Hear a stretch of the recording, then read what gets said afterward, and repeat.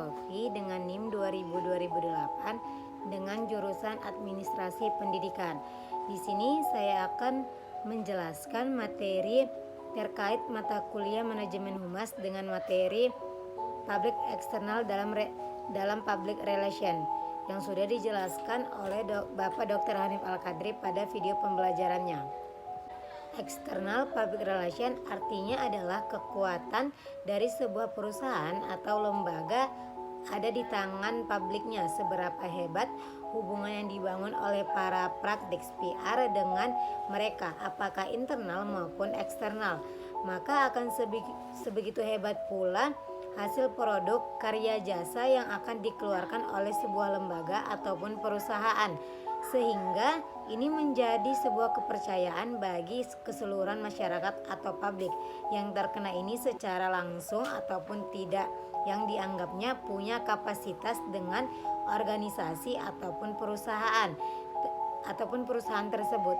Kalau kita menganggap ini dalam kaitan bisnis atau perusahaan, maka perusahaan menjadi perusahaan yang dipercaya akan produk-produk atau jasa yang dihasilkan akan sangat dipercaya dan diterima oleh masyarakat umum sebagai calon khas. Dan kali ini kita akan fokus membahas external public relation. Banyak sekali sebenarnya siapa external public relation, dan ini komunikasi eksternal ini coba kita kaji dari sisi komunikasinya. Adalah proses komunikasi atau pertukaran message atau informasi yang terjadi di antara organisasi, antara lembaga, antara pihak, antara perusahaan dengan pihak-pihak lain, halayak yang berada di luar organisasi. Dan mereka itu pada umumnya banyak dan hampir semuanya punya kaitan dan keterlibatan langsung ataupun tidak, dan memberikan efek dan dampak bagi lembaga. Begitu juga sebaliknya di public eksternal, karena pada akhirnya akan menjadi sasaran dari kegiatan, bahkan hampir semua kegiatan public relation menjadikan public eksternal sebagai sasaran akhir, yaitu mereka adalah orang-orang ataupun anggota-anggota masyarakat di luar organisasi, baik yang ada kaitannya langsung dengan lembaga ataupun perusahaan kita, maupun yang diharapkan atau diprediksi atau diduga dan ada kaitannya dengan lembaga tempat kita bekerja ataupun perusahaan. Saya ambil pendapat dari Suhandang The Public External, dari perusahaan atau organisasi atau badan atau instansi. Itu banyak, minimal terdiri dari 5 yang menyebutnya, yaitu community public, customer public, organisasi masyarakat yang mempunyai kepentingan atau keterkaitan usaha dengan perusahaan itu, dan general public atau halayak ramai yang berkepentingan dan bersimpati terhadap perusahaan ataupun lembaga. Kalau kita kaji sejauh mana dan sebenarnya siapa saja yang pantas kita sebut sebagai public eksternal yang dari sebuah perusahaan atau lembaga atau sebuah organisasi. Jadi ketika Anda menjadi seorang praktik PR di perusahaan manapun atau organisasi manapun, bidang paling tidak Anda bisa paham dan mengerti siapa yang bisa kita jadikan atau yang kita anggap sebagai public eksternalnya. Dan itu menjadi acuan akhir untuk dijadikan standar ukuran di dalam maupun di sebuah produk atau menghasilkan jasa-jasa atau karya-karya dari lembaga atau dari lembaga keputusan kita, dan standarnya adalah mereka. Yang pertama kita menyebutnya itu hubungan dengan publik atau pihak pers, atau kita sebut dengan pers relation. Yang kedua adalah government relation atau hubungan dengan pihak pemerintah. Kemudian yang ketiga itu community atau hubungan dengan masyarakat sekitar tempat di mana organisasi atau lembaga kita berada. Dan yang keempat yaitu supplier atau lahirnya relation atau hubungan dengan para bahasa atau kitanya adalah rekan-rekan atau pemasok dari barang yang akan kita hasilkan. Yang tidak kalah pentingnya adalah customer hubungan. Dengan customer relation atau hubungan dengan para pelanggan, pengguna jasa atau produk yang menjadi target market dari usaha kita. Kemudian adalah customer relation, yaitu hubungan dengan para konsumen, education relation, hubungan dengan bidang-bidang pendidikan.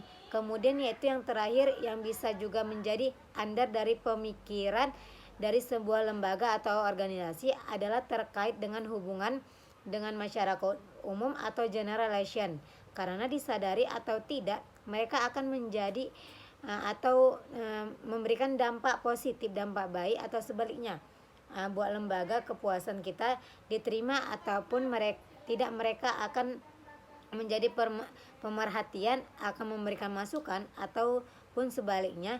Jadi perlu menjaga hubungan yang baik dengan masyarakat yang kita sebut dengan general relation.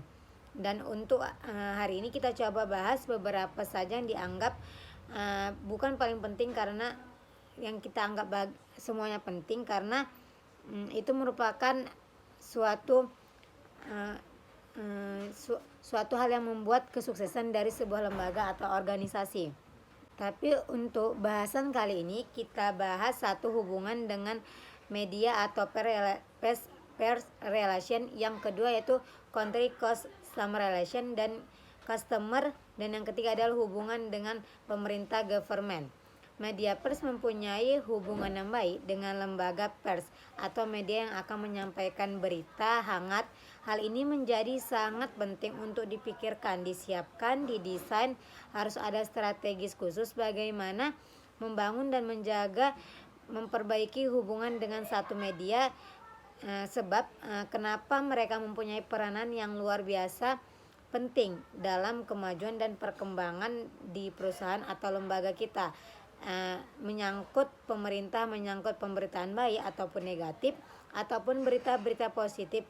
Dan ingat, berita negatif akan punya nilai jual tersendiri yang sangat tinggi, yang membuat mereka jadi kalau kita tidak punya hubungan baik, Anda bisa berpikir akan seperti apa lembaga kita dari dunia jurnalis short media, atau bagi seorang wartawan sebagai ujung tombaknya lembaga, atau dari sisi berita buruk atau berita negatif tentang suatu, termasuk perusahaan, termasuk produk yang akan dihasilkan.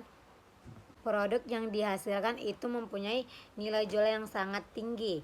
Ada kaitannya kenapa kita perlu menjaga hubungan baik dengan mereka. Bukan berarti berita-berita yang full bisa dibikin positif atau sebaliknya.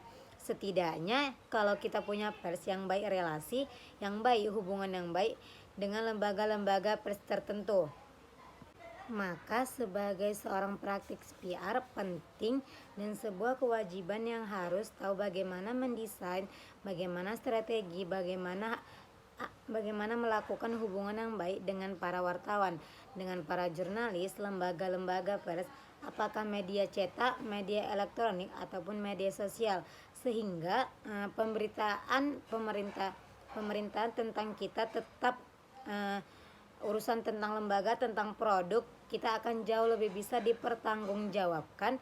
Dan ketika ada berita yang baik yang akan naik juga begitu bisa cepat kita manfaatkan hubungan dengan pihak media dan pers relation atau pers relation. Paling tidak bagi kita ada dua, customer, hubungan kontak formal, dan hubungan melalui kontak informal.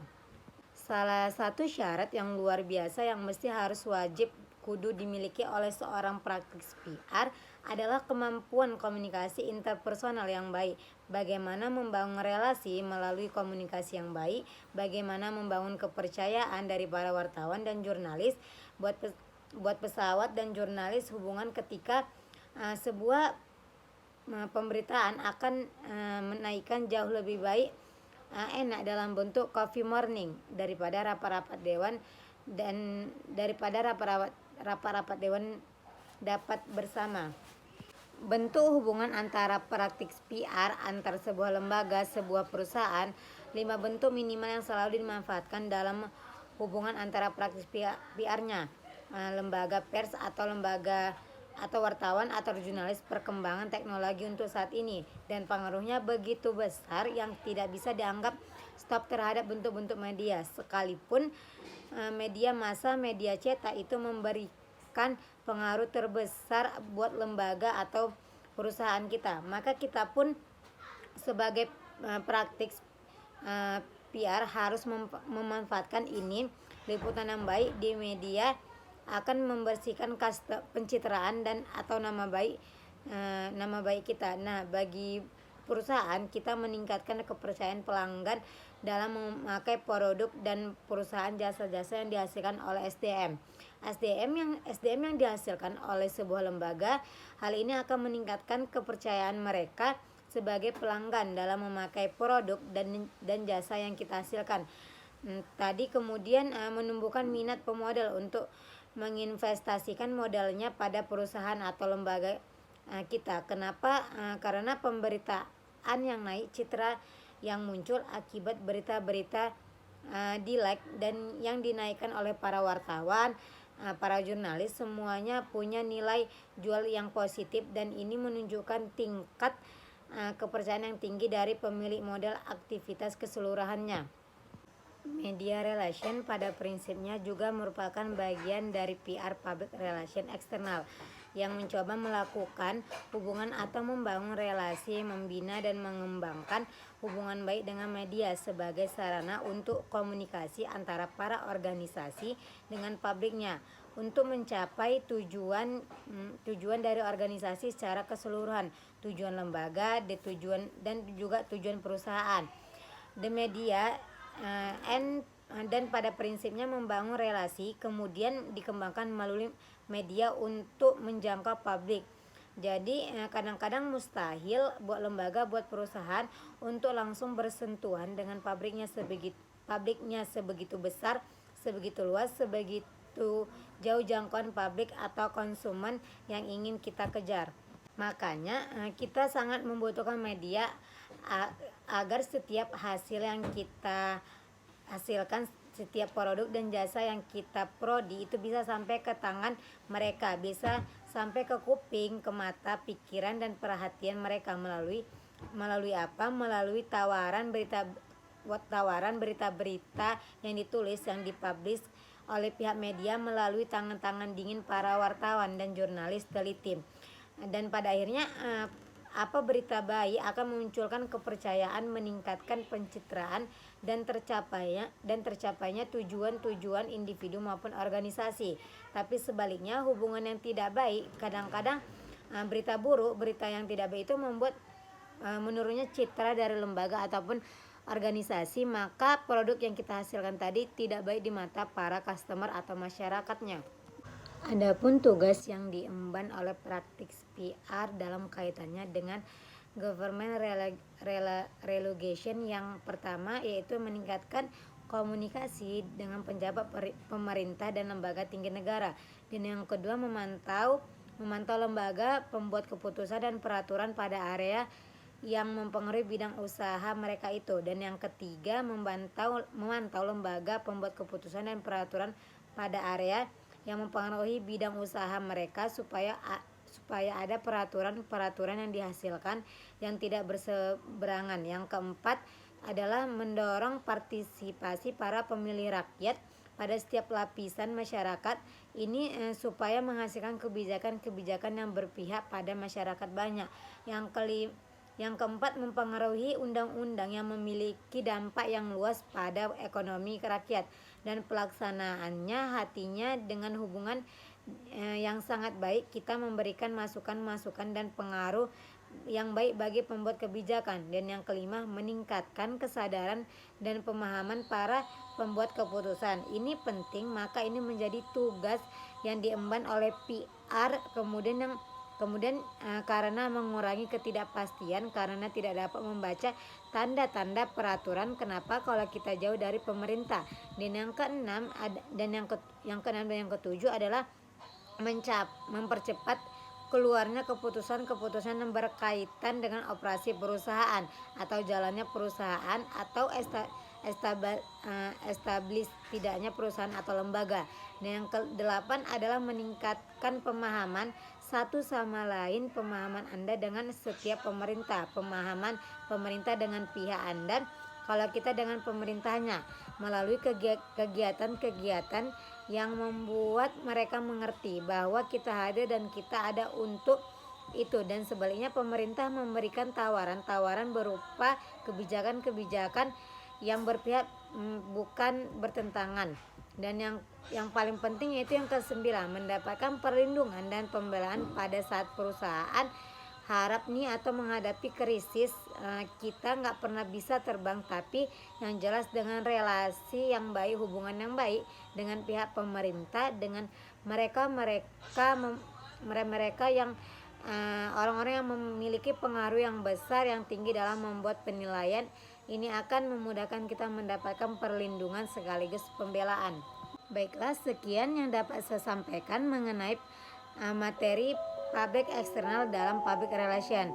Jika ada salah kata, saya mohon maaf. Saya akhiri. Wassalamualaikum warahmatullahi wabarakatuh.